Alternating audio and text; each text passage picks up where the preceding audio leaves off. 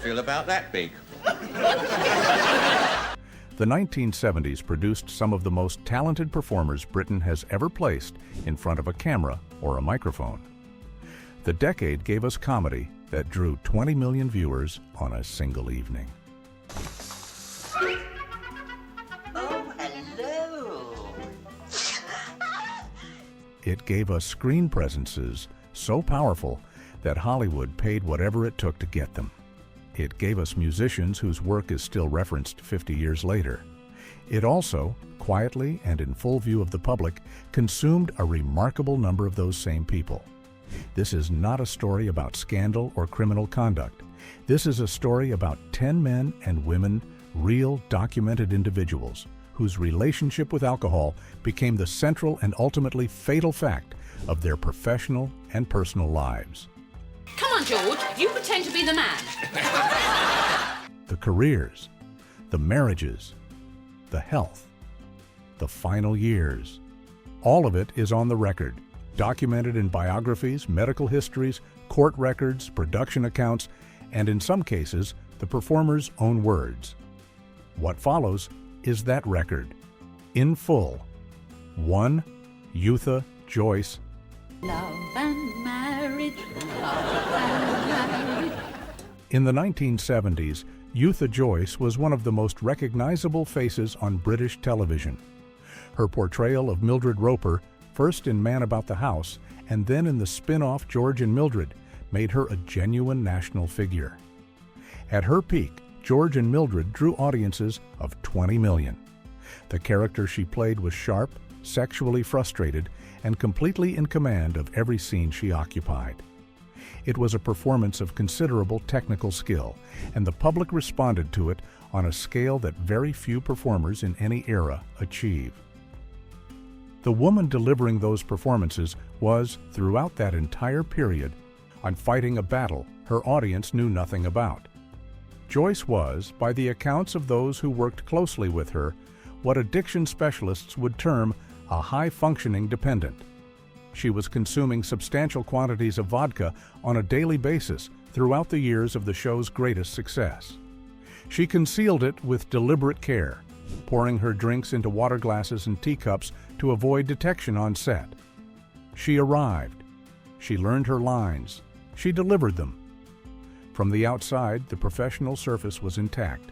Underneath, the physical damage was accumulating. Cast members and friends began to notice a tremor in her hands. Her eyes, behind the performance, carried a fatigue that went beyond the ordinary demands of production work.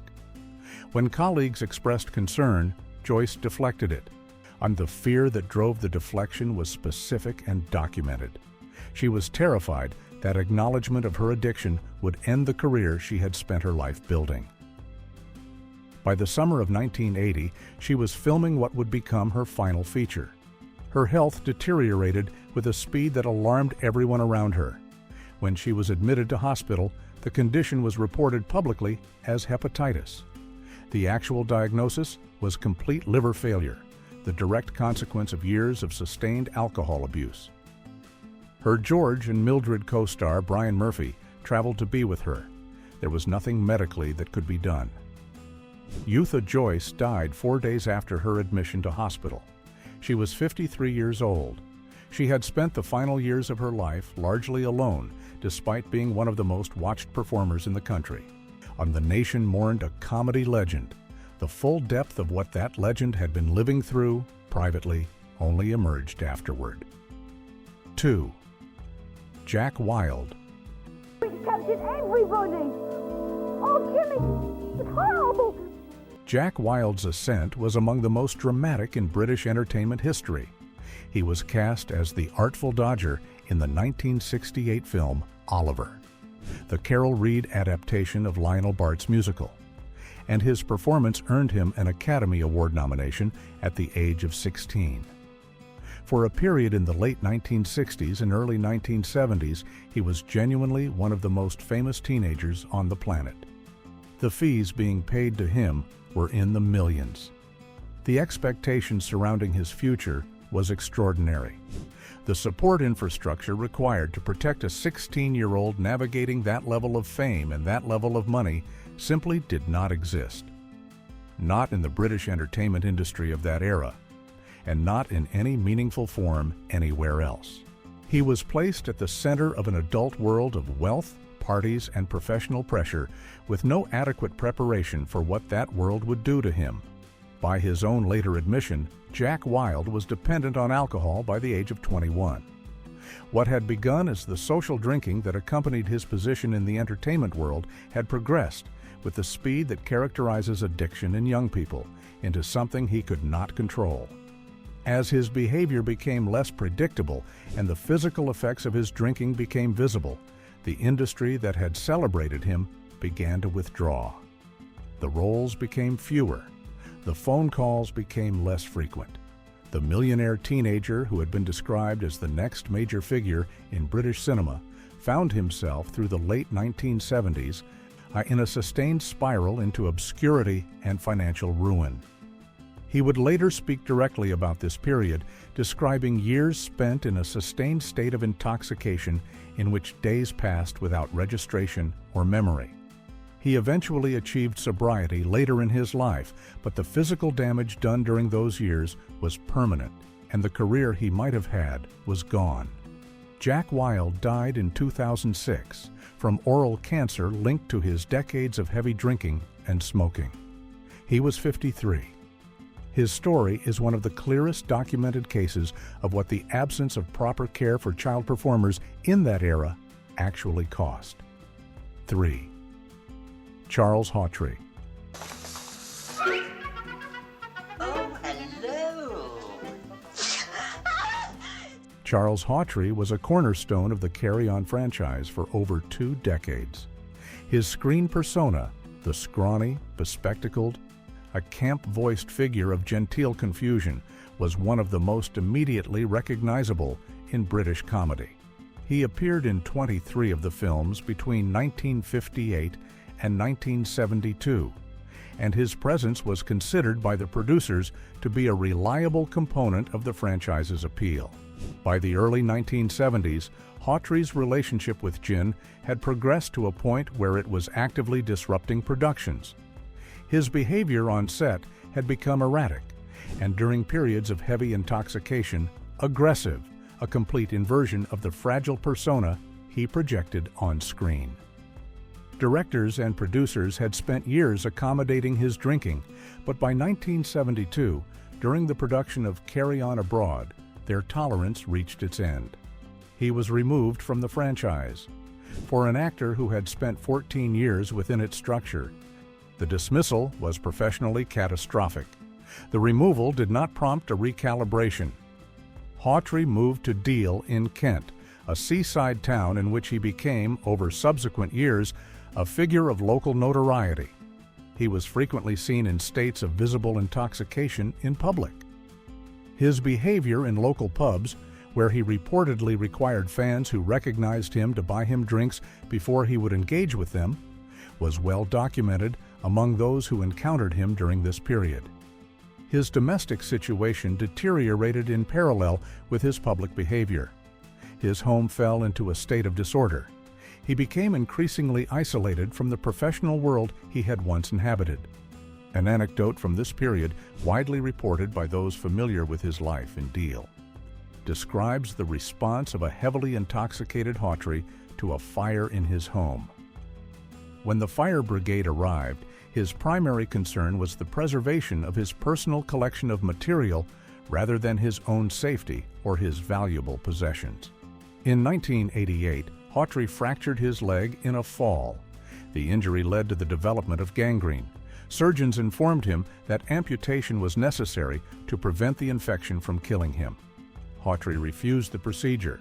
The reason he gave, that he had no interest in living a life that did not include his ability to visit the pub, was reported by those present at the time. He died shortly afterward. He was 73. He had chosen his addiction over the medical intervention that would have saved him, and he made that choice with full awareness of what he was deciding. 4. Wilfrid Brambell. Wilfrid Brambell's Albert Steptoe, the filthy, manipulative, controlling father in Steptoe and Son, is one of the great comic creations of British television. The series, written by Ray Galton and Alan Simpson, ran through 2 distinct periods and drew audiences of 20 million during its 1970s episodes. Brambell played the role with a physical commitment and a detailed understanding of the character's particular cruelty that made him genuinely uncomfortable to watch, which was precisely the point. The man behind the performance was, for much of that period, living under a sustained private pressure that his colleagues understood, but that the public did not. Brambell was a gay man in an era where homosexuality had only been partially decriminalized in England and Wales in 1967, and where the social stigma remained severe. The fear of exposure, of the destruction that public knowledge of his sexuality could bring to his career and his life, was a constant presence. Alcohol, gin in quantities that alarmed those who observed his consumption, was the mechanism he used to manage that fear. The effect on his work became increasingly visible. Rehearsals were disrupted by periods of incoherence. Lines were forgotten. The production team operated in a state of sustained uncertainty about whether Brambell would be functional when recording began. His relationship with his co-star Harry H. Corbett, which had never been warm, deteriorated under the combined pressure of Brambell's erratic behavior and the professional imbalance his drinking created. And the 2 men who played one of the most celebrated comic partnerships in British television history reportedly could not stand one another. By the time the original series concluded in 1974, Brambell's reputation within the industry for unreliability had preceded him to a degree that made producers cautious. A later television appearance, a chat show interview in which he appeared visibly intoxicated, his speech impaired, his responses confused, was widely seen as a painful public demonstration of how far his decline had progressed. He died in January 1985. He was 74. His was the particular tragedy of a man who spent the years of his greatest professional success in sustained terror of who he was and who found in alcohol the only means of quiet he could access. 5. Robert Shaw. Robert Shaw had, by the mid-1970s, achieved something that very few British performers manage: genuine, bankable Hollywood stardom. His work in The Sting in 1973 and his performance as Quint in Steven Spielberg's Jaws in 1975 placed him in a category of international recognition occupied by a small number of actors from any country. The Quint monologue, the USS Indianapolis speech, is still cited by directors and film scholars as one of the most accomplished pieces of screen acting of that decade.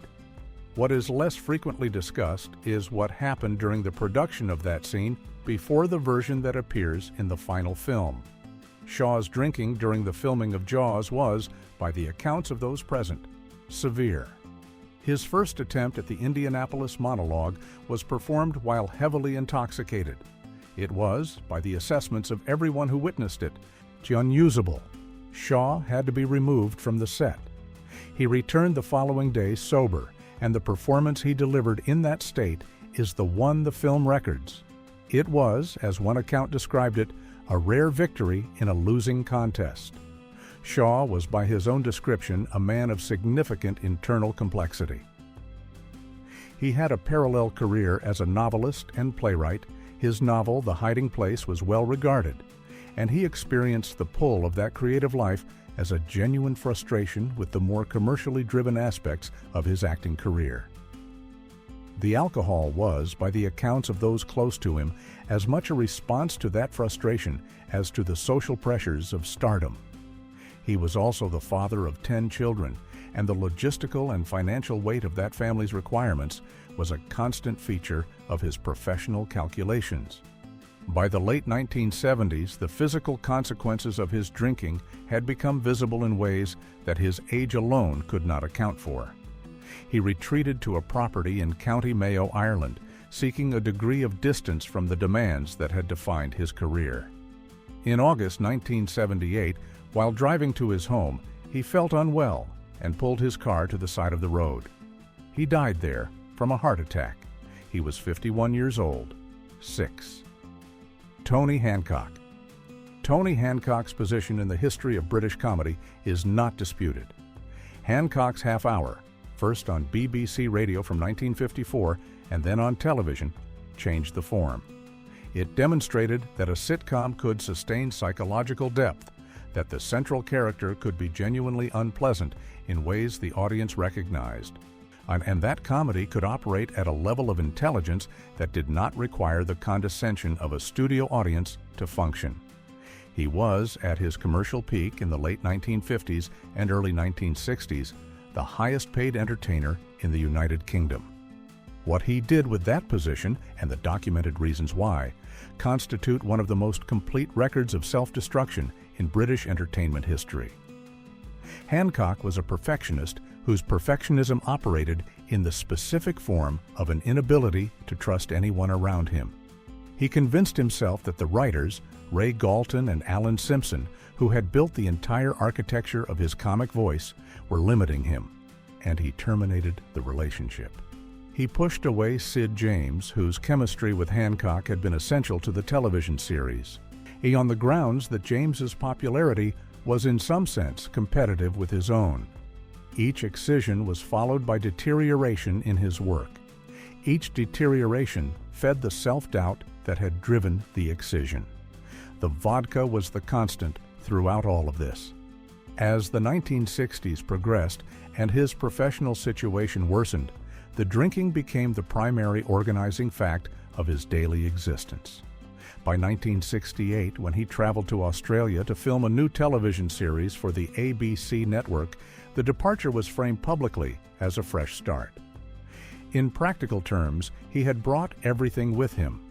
The recordings in Sydney were compromised from the beginning by his inability to learn or retain material. He used cue cards. He struggled to complete scenes. The audiences who attended recordings saw something that bore little resemblance to the performer they had expected.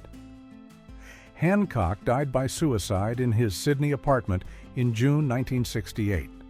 The note he left used the phrase, "Things just seem to go too wrong too many times." He was 44 years old. His death cast a shadow across the decade that followed, and his name became the reference point in the British entertainment industry for the specific combination of perfectionism, alcoholism, and professional self-destruction that the 1970s would produce in a number of others. 7. Keith Moon.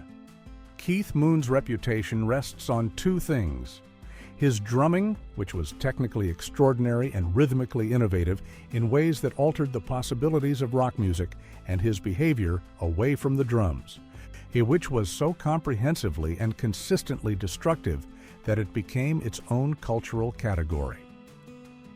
The stories, the cars in swimming pools, the explosive demolition of hotel bathrooms, the champagne at breakfast, were reported with affectionate laughter by a press that understood them as entertainment. They were also, by the accounts of everyone who was actually present for them, documentation of a man in serious and accelerating crisis. Moon used alcohol not as a social accompaniment to his life, but as the primary tool by which he managed a mind that, without it, gave him no peace. The hyperactivity that audiences read as a personality was, by the testimony of those who knew him well, something he experienced as an affliction. He could not be still. He could not be quiet. He could not tolerate the absence of noise and distraction. Alcohol reduced the volume of whatever was running in his head, and so he drank constantly, in quantities that by the mid-1970s had begun to visibly damage his body. The physical transformation was significant. The slim, angular face of the early Who became bloated. The precision of his drumming, which had always been athletic as well as musical, began to fail him in ways that became public. There were live performances during which Moon could not maintain tempo. There were concerts stopped because he had lost consciousness at the kit. By 1978, Moon had reached a point where his health required medical intervention. He was attempting to achieve sobriety with professional help and was prescribed heminevrin, a medication used to manage the symptoms of acute alcohol withdrawal. On the evening of September 7, 1978, After attending a party hosted by Paul McCartney, Moon returned to his London flat, the same flat where Cass Elliot had died 4 years earlier. He consumed 32 tablets of heminevrin. The prescribed maximum dose was 3. He was found dead the following morning. He was 32 years old. The cause of death was acute heminevrin toxicity. He died in the act of attempting to get sober. The attempt itself killed him. 8. Ian Hendry. Ian Hendry's place in the history of British television is specific and documented. He was the original lead of The Avengers, the series that launched in 1961 with Patrick Macnee's John Steed, written initially as the supporting character. Hendry's Dr. David Keel was the center of the show. He had the looks, the physical presence, and the technical ability that the industry, in that moment, are recognized as the components of a major screen career. He left The Avengers after one series to pursue film work. The prediction of those who knew him was that he would become one of the defining British actors of the following decade. Those predictions were not wrong about his talent. They were wrong about what his talent would be able to overcome. Hendry's drinking was already a professional concern by the time the 1970s began. His role as Eric Pace in Mike Hodges' Get Carter in 1971, playing opposite Michael Caine, who was roughly his contemporary, was documented by those on the production as showing the physical disparity between two men of similar age and different relationships with alcohol. Hendry appeared significantly older. His face carried the specific aging that sustained alcohol abuse produces, and the contrast with Caine was visible on screen. By the mid-1970s, he was carrying vodka bottles in a bag de sets. Directors who had once competed for his availability were now cautious about the liability his presence represented. The roles contracted. The budgets contracted. The career that should have been generating prestige productions was instead producing low-budget horror work taken, by his own later account, for the money required to continue. His marriage to actress Janet Monroe, herself a performer who struggled with alcohol and who died in 1972 at the age of 38 from a cardiac arrest, with alcohol a significant contributing factor, had been a volatile relationship that his friends described as mutually destructive. Her death accelerated his own deterioration. Ian Hendry died on Christmas Eve, 1984, from a stomach hemorrhage caused by his long-term drinking. He was 53 years old. He had been, at the beginning of his career, the person John Steed was there to support. He died having spent 20 years as a supporting player in other people's productions. 9. John Le Mesurier. John Le Mesurier was among the most beloved performers in British television during the 1970s. His Sergeant Wilson in Dad's Army, gently vague, quietly aristocratic, perpetually mild, was a performance of considerable technical subtlety. The character worked because Le Mesurier understood how to make inaction expressive, how to make understatement the funniest choice in a scene. The affection the public had for him was genuine and substantial. The life behind the performance was, and by Le Mesurier's own account and by the accounts of those who knew him well, one of accumulated emotional damage quietly managed with gin. His third wife, Joan Malin, had an affair with Tony Hancock, his friend and professional contemporary. And the way Le Mesurier responded to this, which was to absorb it with a visible effort at grace, told those around him a great deal about the internal cost of maintaining the composure he presented to the world. He was, by multiple accounts, a man constitutionally unable to create the kind of direct confrontation that the situation required, and that inability cost him. He spent his evenings in jazz clubs. He drank. He managed the pain of his domestic situation the way he managed everything, quietly, with apparent calm, and at substantial cost to his health. His physical deterioration was visible to his colleagues even as he continued to deliver his performances with the precision that characterized his work. His skin became jaundiced. His energy dropped. He apologized to people around him, even as his own body was failing. In 1983, Le Mesurier was admitted to hospital with a stomach hemorrhage caused by cirrhosis of the liver. He understood what was happening. His final words to his wife, delivered before he lost consciousness, were, "It's all been rather lovely." He died at the age of 71. He was a man who had kept his private suffering so thoroughly to himself that many who watched him every week had no idea what he was carrying. 10. Richard Burton. Richard Burton's voice is, by common agreement among those qualified to assess such things, are among the finest instruments ever placed in front of a microphone or a camera. His classical training, his years on the stage at Stratford and the Old Vic, and the specific quality of his Welsh accented English gave him a tool that other actors did not have. It was genuinely extraordinary. It is not hyperbole to say there has been nothing quite like it since. In the 1970s, that voice was attached to a man consuming 3 to 4 bottles of spirits per day. Burton's marriage to Elizabeth Taylor, their second, which lasted from 1975 to 1976, was the public context of his life in that decade. The diamonds, the yachts, the headlines, the mutual volatility that the press treated as glamorous entertainment. The private context was a man with a deep and documented shame about the trajectory of his career. Our Burton had the classical training and the literary intelligence to be one of the great stage actors of the 20th century. He had used those abilities for a sustained period to make commercially motivated films that he regarded with varying degrees of contempt.